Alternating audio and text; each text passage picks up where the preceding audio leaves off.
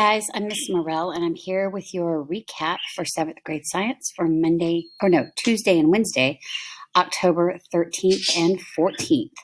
Lots of stuff going on in science today.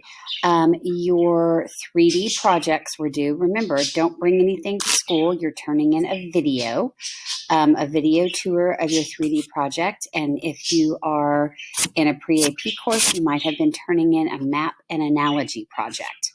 So those projects were due on Tuesday and Wednesday, October 13th and 14th. In class, we also reviewed for our tests. So I'd like to point out a few things that are available to you. Your test will cover cell theory.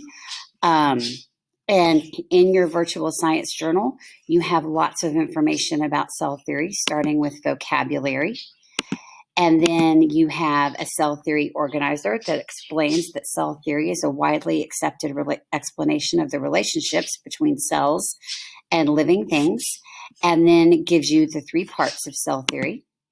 Here is the cell history timeline. We made one of these in class, so you have a similar version to this on your Google Drive somewhere because you turned it in for a grade, hopefully.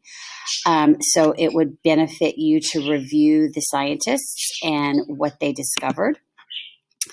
There are a couple of microscope questions on the homework, but they come from the warm-ups. There will not be a microscope for you to identify and label parts of on this test. That didn't seem fair since we hadn't used microscopes. You then have lots of information about cell structures. So here's vocabulary. Here's the link to the Quizlet. A conversation about structure versus function. We talked about that in class. Then we have an example of a plant cell and an animal cell, and the organelles identified in each one. Very clearly, there are some organelles that are in animal cells only. Basically, it's the 5 basic ones: cell membrane, cytoplasm, nucleus, vacuole, mitochondria. Remember, you are not responsible for lysosomes, ribosomes, endoplasmic reticulum, or cytoplasm. Of Golgi bodies. Yes, you are responsible for cytoplasm. Plant cell, the only difference is the shape, the size of the vacuole, and the fact that a plant cell has a cell wall and chloroplasts. Again, you are not responsible for Golgi bodies, ribosomes, lysosomes, or endoplasmic reticulum. We've got a list here of all the functions of the organelles, and they're broken out. They're color-coded into whether it's in plant, animal, or both. So study that. We made you a graphic organizer that talks about the various organelles and what they do. Here are those 4 extra organelles that some pre-AP or GT students may be including in their projects, but they don't have to. Here's a comparison of plant versus animal cells.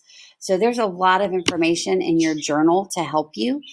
The other thing that you have is a list of Quizlet vocabulary sets. So for this test, you absolutely need to be studying cell theory and cell structures and functions.